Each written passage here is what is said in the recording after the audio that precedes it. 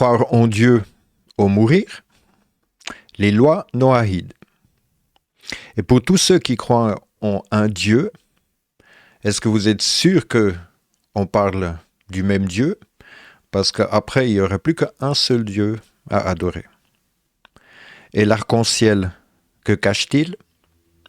Les mouvements homosexuels, transgendres, etc. devraient plutôt regarder plus près aussi qui se cache derrière. Oui, pour une telle vidéo, on pourrait à l'avenir, selon les commandements de Noaïd, être éventuellement condamné à mort et exécuté. Mais si la religion veut maintenant aller aussi loin, ils ne font que confirmer ce qu'ils sont vraiment. Et ces lois devraient maintenant devenir une norme internationale et être introduites dans tous les pays. Elles sont présentées comme des lois morales, sacrées, divines, universelles. Mais la tromperie est le nom du jeu. Et la tromperie peut ressembler à l'original. Tout cela fait partie de la crise actuelle, la grande réinitialisation au Great Reset et de l'agenda kabbalistique du nouvel ordre mondial. Ces lois ne proviennent pas de la Torah, du Talmud ou de la Bible. Il faut que ce soit très clair, ce sont des interprétations adaptées à des écritures saintes, mais qui proviennent d'une secte et non d'une religion entière.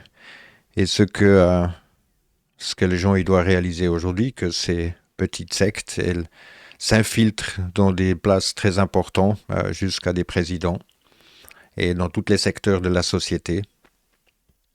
Nous avons clairement montré avec la vidéo de la Kabbale à quel point toutes ces pratiques sont éparpillées sur la terre entière. Mais la question est aussi, quel Dieu? Pourquoi forcer les gens à croire à un Dieu unique ou de croire en quoi que ce soit? Pourquoi Dieu ne peut pas faire cela lui-même? Qu'est-ce qui se cache réellement derrière tout cela? Les gens devraient seulement penser, croire et vivre ce qu'ils voulons, mais nous aussi, et tout le monde. Bien sûr, tout cela vient dans un paquet où on a déjà programmé de l'avance les stigmatisations dans la tête pour pour que la critique soit justement plus autorisée aujourd'hui. Mais pour être clair d'abord, nous sommes contre toute forme de discrimination et discours de haine. Pour que ce soit clair, tous ceux qui nous disent que on participe pas dans cet discours de haine, non, on participe pas dans le discours de haine. C'est bien plus complexe que ça. Et justement, on a montré qu'il y en a bien plus de kabbalistes que justement des petits groupes. Le problème, c'est que ces petits groupes-là, ils ont infiltré pas mal de choses. Donc, on n'a rien contre les juifs, ni contre les homosexuels, ni contre les francs-maçons, ni contre les jésuites, ni contre autre chose, personnellement. Les instituts, oui. Les organisations, ça, le système en elle-même, on le critique. Mais pas de haine, pas de jugement, pas d'évaluation, pas de dénigrement, mais non plus d'essayer de monter quelqu'un sur un piédestal où il n'est pas. Donc, c'est rien de personnel contre qui que ce soit. Pour que ce soit clair, tous ceux qui insistent sur ce point, qui essayent de déformer ce que nous on dit, qui essayent de nous présenter sous un mauvais angle, sont des menteurs et essayent juste de manipuler nos propos. Mais ça, c'est leur appartient. On fait que constater, analyser, documenter, comme tout cela est justement contre la vie. Chacun doit assumer la responsabilité, ses conséquences, ce qu'il pense, ressent, dit et fait. Nous, on assume entièrement la responsabilité de tout ce qu'on dit, mais pas ce que les gens ils interprètent ou ce qu'ils font avec. Donc tout le monde a son libre choix. Et c'est exactement de quoi il s'agit, parce que ces lois-là, c'est tout le contraire. Donc il n'y a pas seulement ces 7 lois de Noé, mais effectivement, il y en a 66. Et il y en a 52 négatifs et 14 positifs. Donc on va commencer jusqu'à un petit coup tout en bas.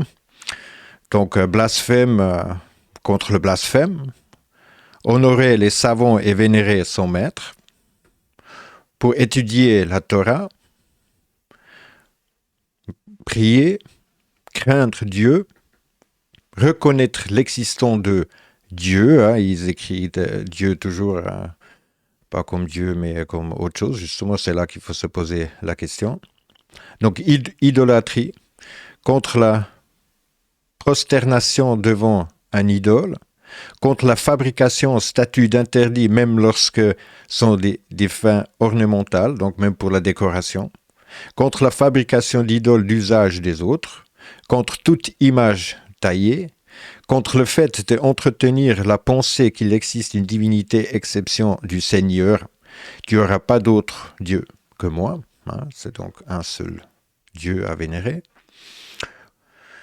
Donc, contre toute, ça c'est la relation sexuelle illicite, contre toutes les conduites érotiques pouvant conduire à une union interdite, contre un homme couche charnellement avec un homme. Ne soyez pas en relation avec un homme comme vous ferez avec une femme, et pareil pour les femmes. Donc, toutes les homosexualités. Contre un homme ayant une union avec la femme d'un autre homme. Pour témoigner, et puis là c'est justement juridique, la justice, pour témoigner au tribunal que le tribunal doit administrer la peine de mort à l'épée, c'est-à-dire la décapitation. Le péché sera sûrement vengé. Et voilà, donc on vous met ça dans les descriptions. Donc le noaïsme ou le noachisme, le Bennei Noah en hébreu, est un courant religieux du judaïsme. Ces lois sont observées par les non-juifs considérés comme les justes des nations par lui. Ça c'est sur Wikipédia. Sur la version allemande, c'est encore intéressant. Là, c'est marqué encore leur interprétation rabbinique. Mais bien sûr, on est sur Wikipédia. Donc, regardons directement dans la librairie. Parce que c'est ça qui est important aussi de comprendre. C'est que selon la loi juive, les gentils, les goy, n'ont pas ce convenir pour obtenir la place dans le monde à venir. Dans le monde à venir. Alab Haba.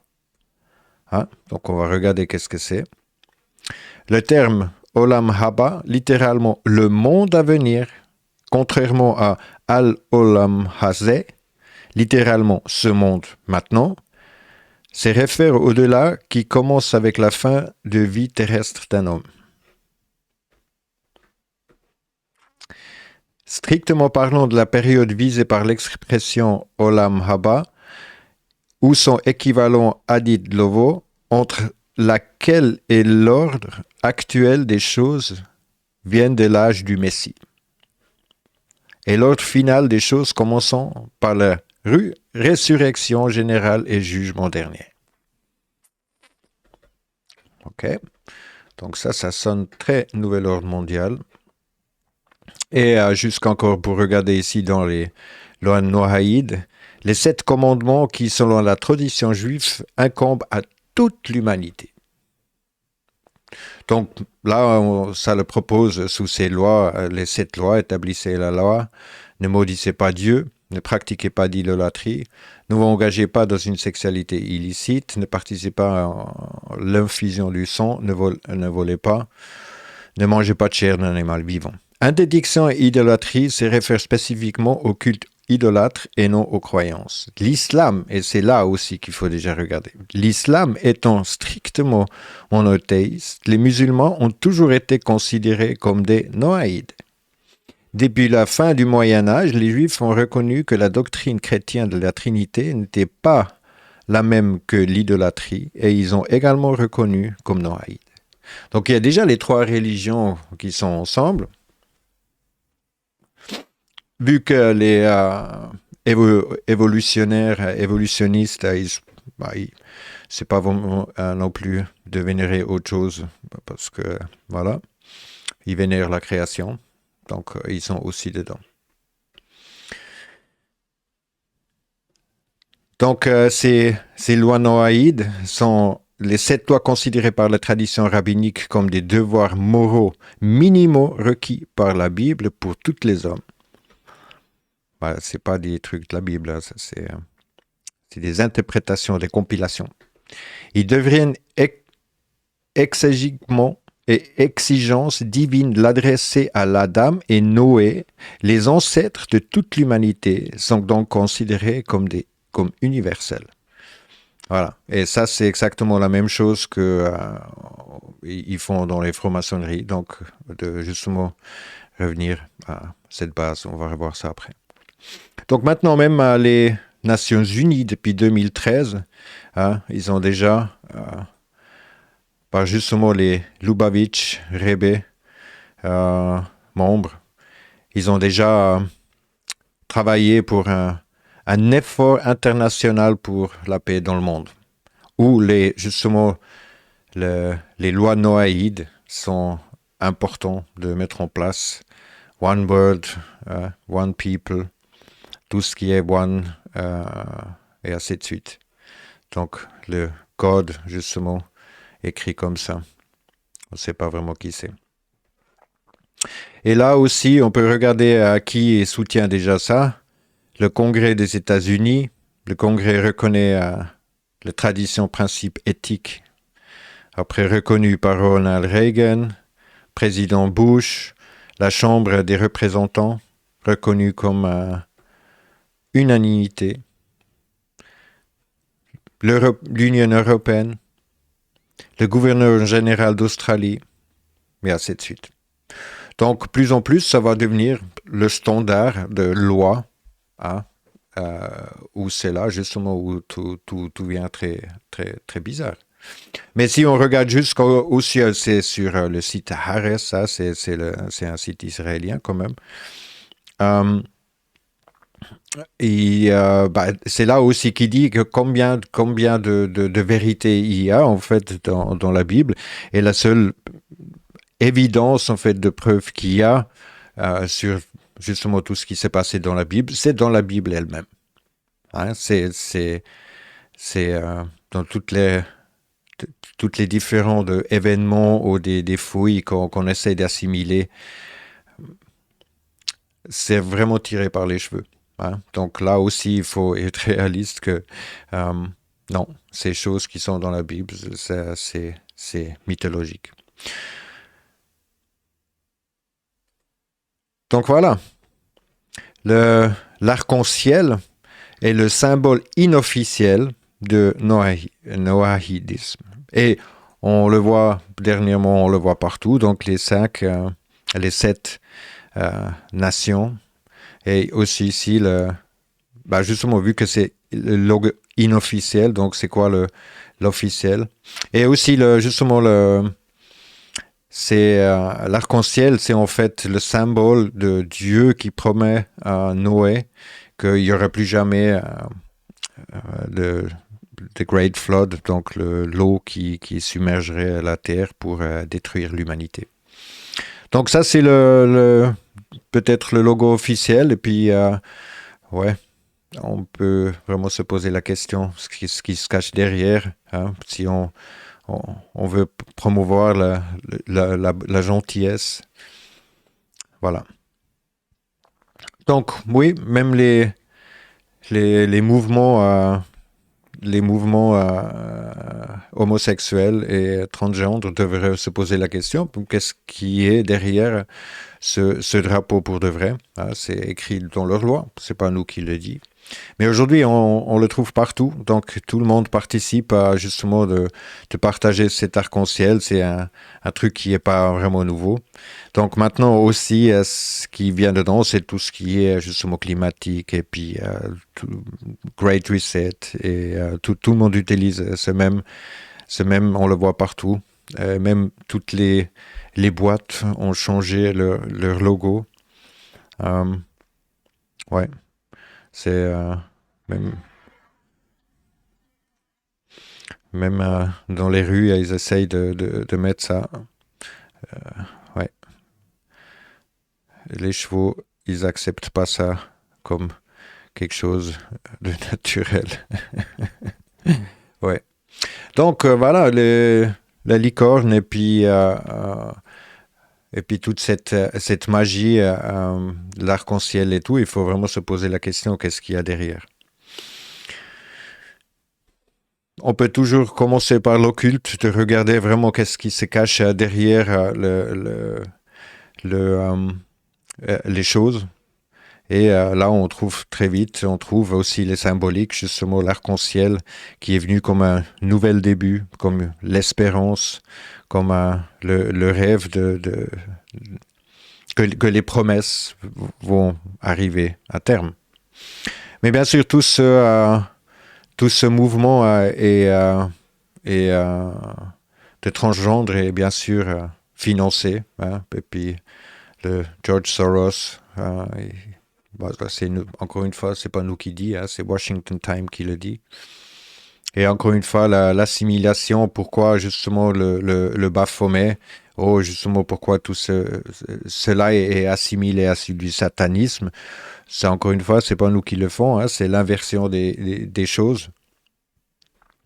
Mais le Baphomet, il se présente déjà comme transgendre. Hein, et ça vient justement de toute cette idée de Adam et Ève, où Ève, elle est créée de Adam. Donc forcément, ils étaient unisexes. Donc c'est là à nouveau justement l'inversion des choses pour retourner à la source. C'est ça l'inversion satanique en fait, pour retourner vers la source, pour recommencer du début, pour avoir une nouvelle monde. C'est ça l'idée entière du satanisme.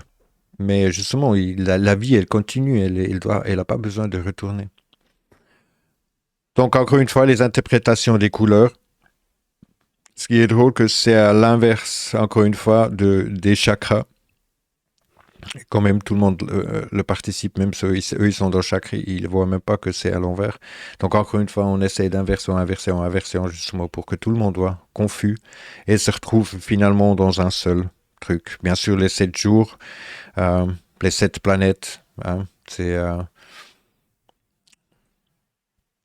et aussi le numéro 7, après le Millers, la loi de Millers, c'est qu'on a 7 choses qu'on puisse garder en mémoire temporaire, où on peut justement, et puis c'est à travers de ça qu'on arrive à manipuler les gens plus facilement. On peut essayer.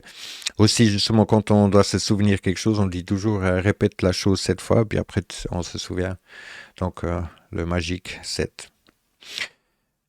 Mais pour comprendre que tous ceux qui prétendent que nous, on participe pas dans cette haine et tout, on a une très grande raison, parce que le pouvoir, il est toujours chez le pape. Le pape, il est le père de tous les rois. On va regarder plus près. Donc, juste pour, encore une fois, de comprendre cette tierra. Donc, le tierregum, le diadème papal formé sous 3 couronnes symbolisant le triple pouvoir du pape. Père des rois, gouverneur du monde, mais vicaire du Christ, hein, donc le remplaçant du Christ. Normalement, si quelqu'un il se met à la place du Christ, c'est l'antichrist. Ouais. Siècle avant, voilà la couronne qui vient de Saint-Pierre, blablabla. Et là, la décrétale romaine, le pape est le chef de l'Église catholique, la tête qui dirige le corps, donc le corps, l'Église. Les décrétalia, romaines sont un ouvrage faisant autorité dans le droit ecclésiastique romain. Chaque pape, lorsqu'il est investi à la succession, déclare que les décrétales papales sont vraies. Les décrétalia attribuent au pape au pouvoir de changer la loi des dieux et des hommes, ou toutes les autres lois. Il peut prononcer les sentences et les jugements en contradiction avec le droit des gens, avec la loi des dieux et des hommes. Il peut affranchir les commandements des apôtres, lui qui est leur supérieur, et des règles des Anciens Testaments. Hein? Donc c'est lui qui peut changer les choses. Le pape a le pouvoir de changer les temps, abroger les lois et de dispenser de toutes choses, même les préceptes du Christ. La volonté du pape tient lieu de raison. Il peut dispenser au-dessus de la loi et mal faire de bien corrigeant les changeants des lois. Encore une dernière. Le pape est libre de toutes les lois, de sorte qu'il ne peut encourir aucune peine, irrégularité, suspension d'excommunication, ni aucune peine pour aucun crime. Donc vous avez les sources ici. Et voilà, ça c'est encore ceux qui ont vraiment dit ça. Voilà. Donc derrière le pape, bien sûr, il y a le pape noir qui est jésuite, ordre de jésuites, les hommes en noir, les vrais, et leur salut. Et bien sûr, c'est comme le yin ou yang, c'est celui qui est visible, mais derrière le pape, le Vatican, il y a toute une autre structure qui est militaire. Donc tous ceux qui disent justement que c'est les Juifs qui tiennent le monde, ben, c'est pas du tout vrai, juridiquement. Donc et voilà, quand même la preuve. Oui, on critique les institutions, les organisations et les crimes organisés. La manipulation, peu importe si elle est légale, sainte, satanique, lucrative, religieuse, ou peu importe si les gens voulont la voir, entendre ou non. Aujourd'hui, de plus en plus de dogmes, idéologies, de croyances, de pensées systémiques carrées sont prescrits. Les gens ne remarquent même plus que tout va dans le même sens. Pensée unique, sentiment unique, une parole, faire la même chose, manger la même chose, croire, suivre aveuglement, hein, avoir confiance aveuglement, se soumettre des règles, investir, des recherches, les illusions, les interprètes, les fantasmes, les manipulations, et ainsi de suite. Et quand les gens veulent venir aujourd'hui pour nous punir parce que on ne croit pas à leur Dieu, leur religion, leur système ou leur dogme, ils confirment simplement que leur idée de la vie, de la réalité et même de leur Dieu est une connerie totale. Et si justement ils viennent vers nous et puis ils essayent de nous insulter, bah, ils montrent justement qu'à quel point ils sont dans l'inversion des choses et psychopathes. Ils montrent seulement leur vrai visage. Donc, prouvez-nous que Dieu existe. Il est où Dieu? Pourquoi Dieu, il ne peut pas parler lui-même directement pour nous dire justement qu'est-ce qu'on fait mal? Pourquoi il faut des fanatiques qui viennent au nom de Dieu, de parler au nom de Dieu et puis jouer à l'imposteur de Dieu? C'est toujours la même chose. C'est eux qui se bannissent en enfer. Dans leur propre croyance, ils se mettent à la place de Dieu, on parle au nom de Dieu. Alors, ils n'ont qu'à venir nous insulter, nous maudire, nous renier, nous souhaiter toutes les mauvaises choses qu'ils veulent, le plus brutal qu'ils puissent imaginer, ainsi que nous aurons encore une fois la preuve à quel point les religions, les croyances, les dogmes, ils sont pourris, sataniques et tordus. Mais maintenant, même en faisant des lois qui interdisent de ne pas croire en Dieu, là on verra tout de suite qui sont vraiment ces adoreurs de Dieu, des fanatiques complètement possédés et tordus. Donc on peut tuer le messager, mais on ne peut pas tuer le message. On continuera de dire tant que ce sera possible et ce que nous pensons, ce que nous voyons, et puis justement ce qui va à l'encontre de la vie. Il peut nous tuer, mais dans ce cas, tout le monde aura juste la preuve qu'on aurait dit la vérité. Et non, nous, on aime bien la vie, donc on ne fera pas mal ni aux enfants, ni à la famille, ni aux amis, ni à qui que ce soit autour de nous, non plus à nous-mêmes. Même si de dire cela aujourd'hui est complètement inutile, nous on le dit quand même, comme on a pu voir avec John McAfee. Hein, ils n'ont plus rien à foutre. Ils dégagent tout le monde qui nuise au système. Mais il faut surtout pas avoir peur. Et nous, on continuera à dire ce qu'on voit. Voilà, puis ce qui nuit à la vie. Hein, parce que sans vie, on pourrait tous juste crever. Merci d'avoir regardé. À bientôt.